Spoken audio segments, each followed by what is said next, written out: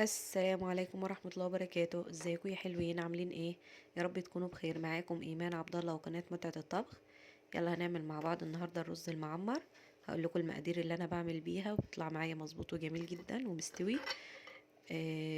وبيطلع طعمه لذيذ جدا. بس يلا قبل ما نبتدي انزلي اعملي لايك وسبسكرايب لو لسه اول مرة تشوفيني، وفعلي الجرس علشان يوصلك كل جديد اول باول. ويلا علشان نبتدي. اول خطوة معايا هنا هننزل بالرز بتاعنا في الطاجن.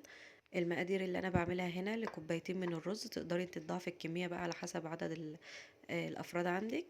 هننزل عليهم كده بالملح. ملح هنا حسب الرغبة.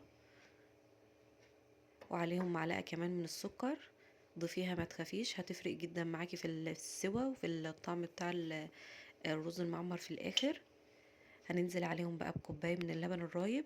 تقدري تستبدليه بزبادي لو مش متوفر عندك اللبن الرايب.